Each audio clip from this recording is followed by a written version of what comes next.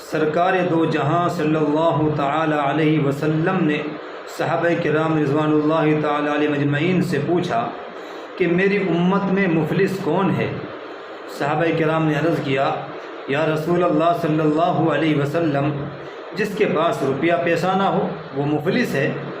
آپ علیہ الصلاۃ والسلام نے فرمایا، نہیں، میری امت میں مفلس وہ ہے جو قیامت کے دن نماز، روزہ، زکوٰۃ وغیرہ لے کر جائے گا، لیکن دنیا میں کسی کو گالی دی ہوگی، کسی کے اوپر بہتان لگایا ہوگا، کسی کو مارا ہوگا، کسی کا مال ہڑپ کیا ہوگا اور کسی کو ستایا ہوگا۔ ان تمام مظالم کے بدلے میں اس کی نیکیاں مظلوم کو دے دی جائیں گی۔ جتنے ظلم اس نے کیے ہیں، کسی کو ناحق ستایا، کسی کا مال ہڑپ کیا، کسی کو مارا، کسی کو گالی دی، تو ان تمام ظلم و زیادتی کے بدلے میں اس کی نیکیاں مظلوم کو دے دی جائیں گی، جن کو ستایا ہوگا، جن کے ساتھ یہ معاملہ کیا ہوگا، اور وہ خالی ہاتھ رہ جائے گا۔ اور اگر لوگوں کے حقوق کی ادائیگی سے پہلے اس کی نیکیاں ختم ہو گئیں تو لوگوں کے گناہ اس کے سر پر ڈال دیے جائیں گے اور اس ظالم کو جہنم میں پھینک دیا جائے گا جس نے مال ہڑپ کیا ہوگا۔ آج میرے دوستو، آپ جانتے ہیں کہ کتنے نمازی ہیں، کتنے اپنے آپ کو نمازی کہلاتے ہیں، جو حاجی ہیں، جو نمازی ہیں اور جو داڑھیاں رکھتے ہیں اور جو سنتیں پڑھتے ہیں، لیکن اس کے باوجود لوگوں کی برائیاں، لوگوں کا مال ہڑپ کرنا، ناجائز مقدمے لڑنا، اور یہ جانتے ہوئے کہ بھی یہ میرا حق نہیں ہے اس کے اوپر، لیکن اس کے باوجود سال ہا سال تک مقدمے لڑنا اور لوگوں کی جائیداد کو، لوگوں کے مالوں کو، لوگوں کی زمینوں کو اپنے قبضے میں لینا، یہ ایک عام سی بات ہو چلی ہے۔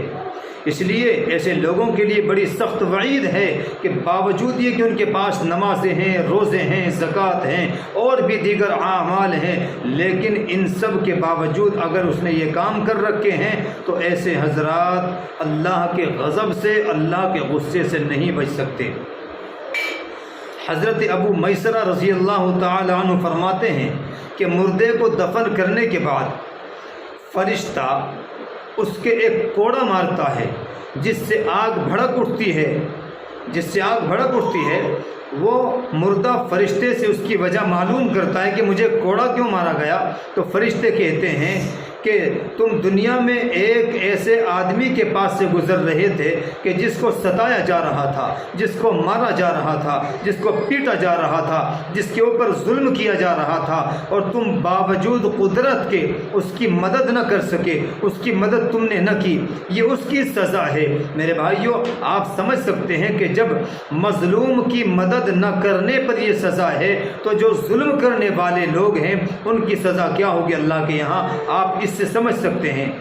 آج ہم دیکھتے ہیں اپنے معاشرے میں اگر کوئی غریب آدمی ہے اور اس کو مالدار ستا رہا ہے، اس کو پیسے والا ستاتا ہے، تو لوگ پیسے والوں کا ساتھ دیتے ہیں، اس مظلوم غریب کا ساتھ نہیں دیتے۔ یاد رکھیے گا، ایسے لوگوں کی اللہ کے یہاں پکڑ ہوگی۔ حضرت ابن مسعود رضی اللہ عنہ فرماتے ہیں، جو کسی ظالم کی مدد کرے گا یا اس کو ایسی تدبیر بتائے گا کہ جس سے وہ مسلمان کا حق دبائے، تو وہ اللہ کے غضب کا مستحق ہوگا، اللہ کے غصے کا مستحق ہوگا، اور ظلم کا بوجھ اس کے اوپر بھی ہوگا۔ آج کتنے حضرات ہیں جو ناجائز مقدمات لڑتے ہیں اور ظالموں کا ساتھ دیتے ہیں، ظالموں کو راستے بتاتے ہیں کہ فلاں کے اوپر ظلم کرنا ہے، فلاں کو اس طریقے سے ستانا ہے، اس طریقے سے راستہ دکھاتے ہیں۔ ایسے لوگوں کے لیے خداوند قدوس کے یہاں سخت عذاب ہوگا اور سخت سزا کے مستحق ہوں گے۔